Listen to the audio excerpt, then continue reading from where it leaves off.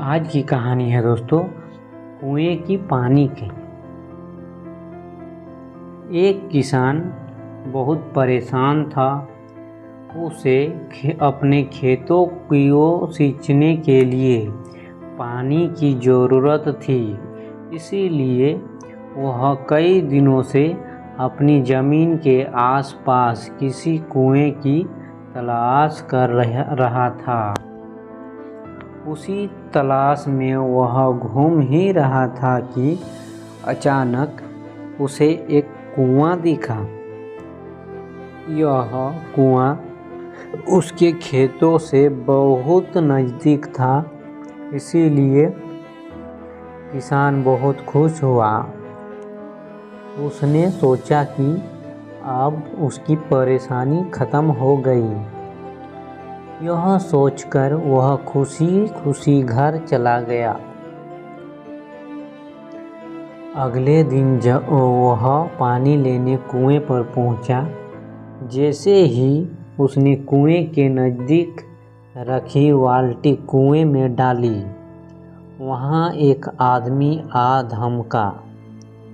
वह किसान से बोला, यह कुआं मेरा है, तुम इससे पानी नहीं ले सकते। अगर तुम इस कुएं से पानी लेना चाहते हो तो तुम्हें इस कुएं को खरीदना होगा। यह बात सुनकर किसान कुछ देर रुका और फिर मन ही मन सोचने लगा कि अगर मैं इस कुएं को खरीद लूं तो मुझे कभी पानी की कमी नहीं होगी और न ही मुझे पानी के लिए इधर उधर भटकना पड़ेगा। फिर क्या था, दोनों के बीच एक रकम तय हुई। किसान के पास उतने पैसे तो थे नहीं, लेकिन वह यह मौका छोड़ना नहीं चाहता था।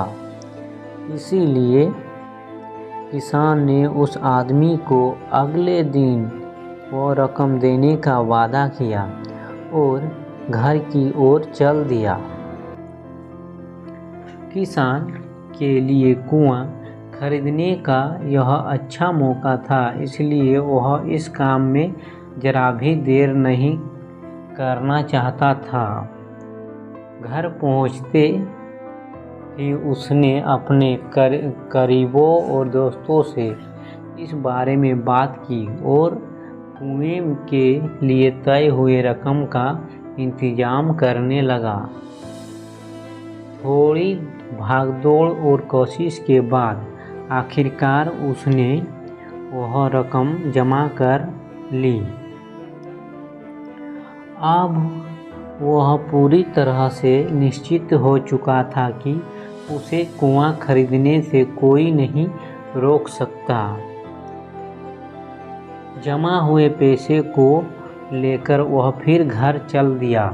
उसे बड़ी बेसब्री से इंतजार था कि कब रात खत्म होगी और वह कुआं खरीदने आएगा। इसी सोच में वह पूरी रात सो नहीं सका। अगले दिन सुबह होते ही वह कुआं खरीदने निकल पड़ा। उस आदमी के घर पहुंच किसान ने उसके हाथ पर पैसे रखे और कुएं को खरीद लिया। अब तो कुआं किसान का हो गया था। तो फिर उसने पानी निकालने में देर नहीं की। जैसे ही किसान ने कुएं से पानी निकालने के लिए बाल्टी उठाई, उस आदमी ने फिर बोला, ठहरो, तुम इस कुएं से पानी नहीं निकाल सकते हो। मैंने तुम्हें कुआं बेचा है, कुआं का पानी अभी भी मेरा है। किसान मायूस हो गया और न्याय के लिए राजा के दरबार में शिकायत करने पहुंच गया। मालूम है यह राजा का नाम क्या था? राजा अकबर। राजा अकबर ने उस किसान की पूरी कहानी सुनी और फिर उस आदमी को दरबार में बुलाया जिसने वह कुआं बेचा था। राजा का फरमान सुनते ही वह आदमी भागा भागा दरबार में हाजिर हो गया। राजा ने उससे पूछा, जब तुमने इस किसान को अपना कुआं बेच दिया तो फिर इसे पानी क्यों नहीं लेने दे रहे हो? आदमी बोला, महाराज, मैंने इसे केवल कुआं बेचा था, पानी नहीं। यह बात सुनकर राजा भी सोच में पड़ गए। उन्होंने कहा कि बात तो यह पते की कर रहे हैं, कुआं बेचा है, पानी तो नहीं। काफ़ी देर सोचने के बाद जब इस समस्या को सुलझाने में वह नाकाम हो गए तो उन्होंने बीरबल को बुलाया। बीरबल बहुत ही बुद्धिमान था, इसीलिए राजा अकबर किसी भी मामले पर फैसला लेने से पहले उसकी राय जरूर लेते थे। बीरबल ने एक बार फिर दोनों से उनकी समस्या पूछी। पूरी बात जानने के बाद बीरबल ने उस आदमी से कहा, ठीक है, तुमने कुआं बेचा, पानी नहीं। फिर तुम्हारा पानी किसान के कुएं में क्या कर रहा है? कुआं तुम्हारा नहीं है। फौरन अपने पानी को कुएं से बाहर निकालो। बीरबल का इतना कहते ही उस आदमी को समझ आ गया कि अब उसकी चालाकी किसी काम नहीं आने वाली।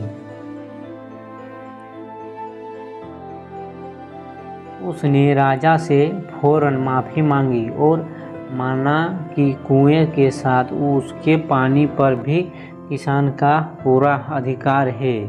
यह देखकर राजा अकबर ने बीरबल की बुद्धिमानी की तारीफ की और कुआं बेचने वाले आदमी पर धोखेबाजी के लिए जुर्माना लगाया।